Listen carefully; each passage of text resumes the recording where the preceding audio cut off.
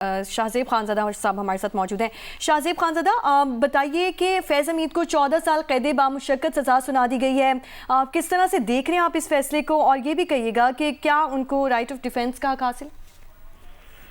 देखिए, जाहिर है राइट टू डिफेंस का तो हक हासिल है। ये तो ICR की प्रेस रिलीज से भी लिखा हुआ है और आपके जो पैनलिस्ट इस वक्त मौजूद हैं तो वो भी इस हवाले से तफसीली तौर पर बता रहे थे। जो सजा है दरअसल को बहुत ज्यादा एक्सपेक्टेड भी थी।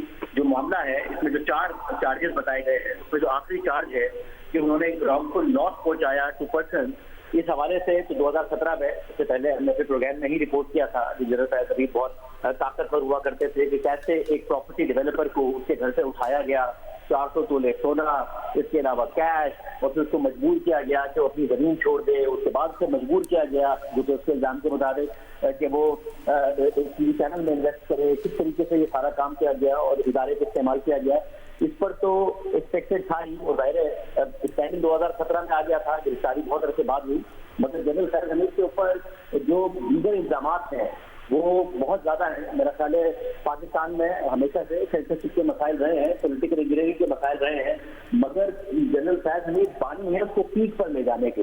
किस तरीके से जुडिशरी को मैनेज करने का सिलसिला शुरू किया गया, नवाज शरीफ को डिस्क्वालीफाई करने के लिए, नाफा साहब को सादिक अमीन करार दिलवाने के लिए, किस तरीके से मीडिया की सेंसरशिप को पीक पर ले जाया गया, किस तरीके से सियासतदानों की लॉयल्टीज बदलने का सिलसिला शुरू किया गया, और जो बाद में हमें नजर आया कि मजीद सख्त से सख्त होता चला गया। आज के दौर में भी सख्त है।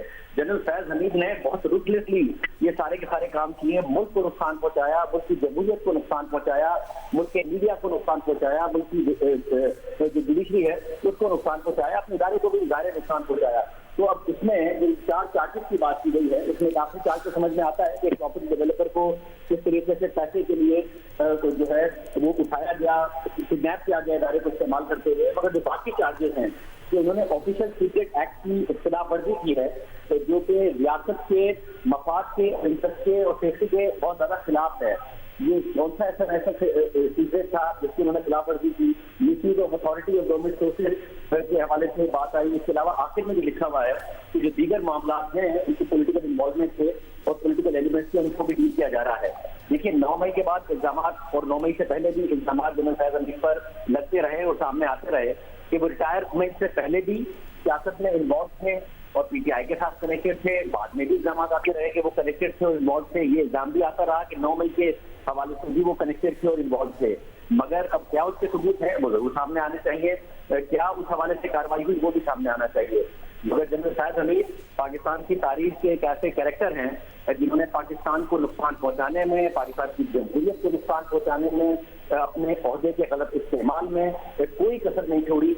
एक डेमोक्रेटिक हुकूमत को हटाने में, जिसमें नवाज शरीफ साहब की हुकूमत थी, नवाज शरीफ साहब को हटाने में उसके खिलाफ फैसले लाने में, जिसमें साकिब निसार की जुडिशरी पूरी इन्वॉल्व थी। जनरल बाजवा खुद बता चुके हैं जो कि सारे के सारे असल में इन्वॉल्व थे उसने इमरान खान साहब को 2018 में लाने में, RTS बिठाने में। तो पूरी हिस्ट्री है। देखते हैं कि इस पर हवाले से जो तफसीली फैसला आए तो पता चले कि क्या क्या उसमें बताया गया। सीनियर तज्जियाकार शाहजेब खानज़ादा भी हमारे साथ मौजूद हैं। शाहजेब, जैसे आपने सुना सेंटर फैसल वावरा से भी हमारी बात हुई, उन्होंने कहा कि ये अभी इब्तिदाई 9 मई के केसेस की बारी आएगी।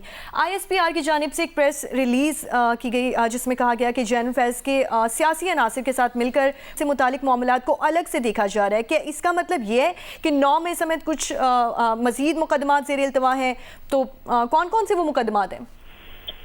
देखिए जी, 9 मई के हवाले से ज़ाहिर है DHQ हमला केस और दीगर मुकदमात भी शामिल हैं, और इसका जो टाइमिंग है डिसीजन की, इसको इसी तनाजुर में देखा जा रहा है कि इसके क्या कॉन्सिक्वेंसेज हो सकते हैं तहरीक इंसाफ के लिए या फिर इमरान खान साहब के लिए।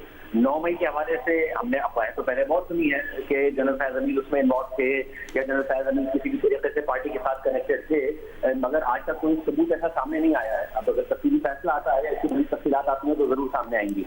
मगर जनरल फैज हमीद का किरदार था और जो इस प्रॉपर्टी डेवलपर के हवाले से था वो तो उस पर तो एक्सपेक्टेड था ही कि कोई ना कोई ऐसा फैसला आएगा। हालांकि देखो ऑल पावरफुल थे, खबर हमने पहले भी बताया 2017 में आ गई थी। पाकिस्तान के भाषी हैं एजाज सैयद साहब, वो इस खबर को सामने लेके आए, उन्होंने इसकी तफसील से तहकीक की, हमने अपने प्रोग्राम में इसको कवर किया, मगर 3-4 साल 5 साल तक कुछ नहीं किया गया। उस प्रॉपर्टी डेवलपर की फैमिली जो है वो सफर करती रही। मगर जनरल फैज हमीद का जो किरदार है मेरा ख्याल है पाकिस्तान में जो उनका रोल है और जो उनका दौर है वो पाकिस्तान की जो तारीख से ही दौर है उनमें से एक दौर है। इमरान खान साहब चाहते थे कि किसी तरीके से वो DGI के अहदे पर कंटिन्यू रहे। बाद में इमरान खान साहब खुद बता चुके हैं क्योंकि वो बात तो करते रहे थे अपने इत्यादियों को मैनेज उनके लिए एजेंसियां करती थी। एजेंसी के सरबराह जनरल फैज हमीद थे। इमरान खान साहब इसीलिए इनको कंटिन्यू करना चाहते थे। वो खुद बता चुके हैं क्योंकि उन्हें लग रहा था कि ऑपोजिशन अगर जनरल फैज हमीद हट गए तो उनके लिए कोई ना कोई कार्रवाई करेगी। तो इमरान खान साहब को इख्तियार में लाने में जनरल फैज हमीद का बहुत बड़ा किरदार था और इमरान खान साहब के इख्तियार से निकलने या फिर एस्टैब्लिशमेंट के साथ ताल्लुकात खराब होने में वो अब खुद मानती है तहरीक इंसाफ के जनरल फैज हमीद ही थे। तो ये एक ऐसी शख्सियत थी जो इतना बड़ा सेंटर फिगर थी और इमरान खान साहब के लिए इतनी अहमियत इख्तियार कर गई थी कि वो रिटायर हो गए। उसके बाद भी इल्जाम लगता रहा कि तहरीक इंसाफ की जो पॉलिसियां थी 9 मई थी, जिसमें इदारा ये समझता है कि 9 मई दरअसल इदारे के अंदर एक बगावत की साजिश थी। उसमें भी कहीं ना कहीं जनरल फैज हमीद और तहरीक इंसाफ का कनेक्शन था, मगर जाहिर है उस हवाले से सबूत आज तक नहीं सामने आए। शाहजेब साहब, आप क्या तज्जिया करेंगे इस मुताल्लिक? जिस तरह शहजाद साहब कह रहे हैं कि जब PTI की गवर्नमेंट थी तो बानी PTI ने तो आउटसोर्स ही कर दिए थे तमाम तर मामलात, और वक्तन फ़वक्तन इस चीज़ से मुताल्लिक भी मुख्तलिफ सियासी रहनुमाओं की गुफ्तगू सुन चुके हैं कि किस तरह से असम्बली में पार्लियामेंट के अंदर चीज़ें की जाती थीं। तो क्या उस वक्त वो अपनी पर्सनल कैपेसिटी में ये सारी चीज़ें कर रहे थे या दीगर सियासी लोग या और अस्करी हुकाम भी उनके साथ थे? जिस तरह जनरल बाजवा का भी नाम लिया जाता है कि वो भी इन सारे मामले में मुलविस थे। देखिए जी, जनरल बाजवा तो किसी भी तरीके से बरी ज़िम्मा नहीं है। जनरल फैज हमीद जो भी कर रहे थे वो जनरल बाजवा के आशीर्वाद से ही कर रहे थे। एक बड़ा लव अफेयर था जो कि जनरल बाजवा, जनरल फैज हमीद का और इमरान खान साहब का चला और जिसने सियासत में पूरी हलचल मचाई। 2008 से 2018 तक का जो दौर है जनरल मुशर्रफ के जाने के बाद, उसमें नून लीग और पीपल्स पार्टी ने एक दूसरे के खिलाफ जरूर कुछ ना कुछ ऐसी बातें की, मगर जो एक बड़ा इंटरेस्ट था कि जमहूरियत को हमें ऑन ट्रैक रखना है वो जरूर अपनी जगह पर रहा। मगर फिर उसके बाद जनरल ज़हीरुल इस्लाम, जनरल पाशा, जनरल ज़हीरुल इस्लाम और जनरल फैज का जो कॉम्बिनेशन है जमहूरियत के खिलाफ साजिश करने का, इमरान खान साहब को लाने का और नवाज शरीफ साहब को हटाने का, उसने जो मुल्क में तबाही मचाई, उस तबाही के सम्राट हम आज तक भुगत रहे हैं। अब तो खैर जमहूरी आज़ादियाँ ना होने के बराबर मुल्क में रह गई हैं। मगर जो इमरान खान साहब खुद ही एतराफ़ कर चुके हैं उन तमाम बातों का कि वो हुकूमत किस तरीके से मैनेज कराते थे जनरल फैज हमीद के जरिए। इमरान खान साहब खुद ही एतराफ़ कर चुके हैं इस बात का कि वो जनरल फैज हमीद को इसलिए ओहदे पर रखना चाहते थे क्योंकि उन्हें डर लग रहा था कि जो उनकी हुकूमत है उसके खिलाफ ऑपोजिशन जो है वो नो कॉन्फिडेंस ला सकती है। इमरान खान साहब खुद ही एतराफ़ कर चुके हैं कि किस तरीके से जो कानूनी साजियाँ हैं वो सारी की सारी कराई जाती थी। जनरल बाजवा बता चुके हैं कि किस तरीके से इमरान खान साहब को जब वोट ऑफ कॉन्फिडेंस चाहिए था डॉक्टर हफीज शेख के सेनेट इलेक्शन हारने के बाद, तो किस तरीके से मैनेज किया गया और इमरान खान साहब को वोट ऑफ कॉन्फिडेंस दिलवाया गया, जिसे तहरीक इंसाफ ने बड़ी बहादुरी के तौर पर पेश किया था। जनरल बाजवा बता चुके हैं कि किस तरीके से जस्टिस साकिब निसार की जुडिशरी को जनरल फैज हमीद के जरिए मैनेज किया गया, इमरान खान साहब को सादिक और अमीन करार दिलवाया गया। तो ये वो बातें हैं जो कि खुद बताई जा चुकी हैं। जनरल ज़हीरुल इस्लाम खुद तस्लीम कर चुके हैं कि कैसे एक पार्टी को लॉन्च किया गया बाकी पार्टियों से मुकाबला करने के लिए। जो परवेज इलाही साहब है वो बता चुके हैं कि जनरल पाशा को कन्फ्रंट किया उन्होंने जनरल कियानी के सामने कि काफ लीग को तोड़कर तहरीक इंसाफ में लोगों को शामिल किया जा रहा था। तो ये तो एक पूरी दास्तान है पाकिस्तान की, और जिसमें जनरल फैज हमीद जो है वो एक ऐसे किरदार है जिन्होंने इस सारे मामले को पीक पर पहुंचाया, जमहूरी आज़ादियों को खत्म करने से लेकर अदालतों को मैनेज करने तक, और फिर अपने जाती मफाद के लिए भी इदारे के तहत जो उन्होंने काम किया उसमें बाजवा भी मुलविस थे, मगर अपने जाती मफाद के लिए एक प्रॉपर्टी डेवलपर को उठा लेना, उसके घर से उसके बच्चों के सामने बच्चों को जो है वो धमकियां देना और फिर उसे मजबूर करना कि प्रॉपर्टी नाम करे, 400 किलो सोने तक का इल्जाम लगना, ये तो जाती मफाद के लिए उन्होंने जो काम किए वो सारे के सारे जो है वो चार्जशीट में नजर आए। मगर क्या ओहदे के बाद भी उन्होंने कुछ किया, इस हवाले से इल्जाम हमने देखे हैं, तयासराइयाँ हमने देखी।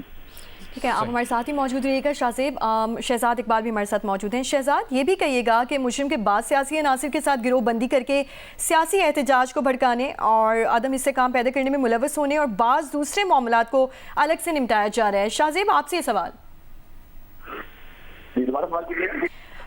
ये कहिएगा कि मुजरिम के बाद सियासी अनासिर के साथ गिरोहबंदी करके सियासी एहतजाज को भड़काने और अदम इस्तेकाम पैदा करने में मुलव्वस होने और बाज़ दूसरे मामलात को अलग से निपटाया जा रहा है क्या?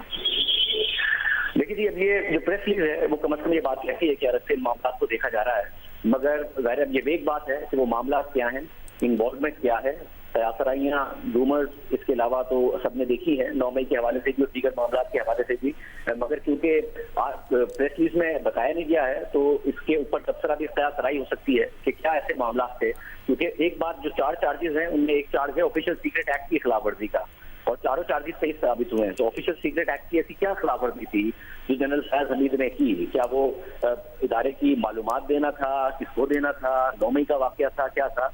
ये वो बातें हैं जो कि अगर तफसीली फैसला कभी सामने आएगा तो पता चलेंगे। सही।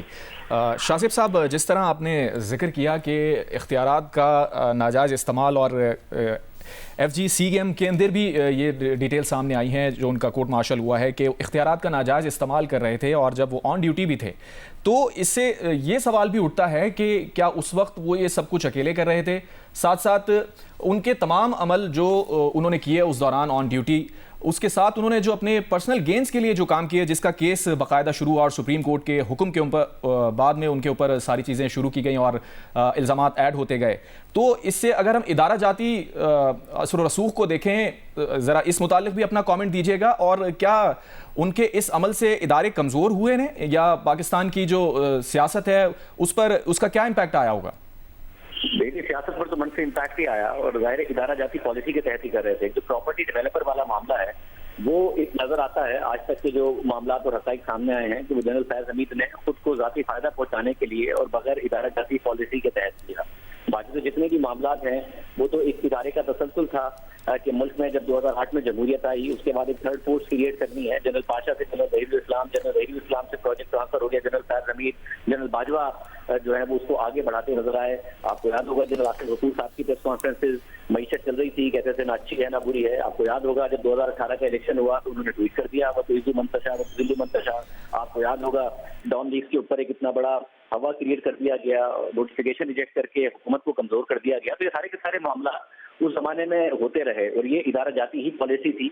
उसमें सिर्फ एक शख्स को, जनरल फैज हमीद को जिम्मेदार नहीं करार दिया जा सकता, उसमें तो फिर दीगर भी जिम्मेदार हैं, जनरल बाजवा भी जिम्मेदार।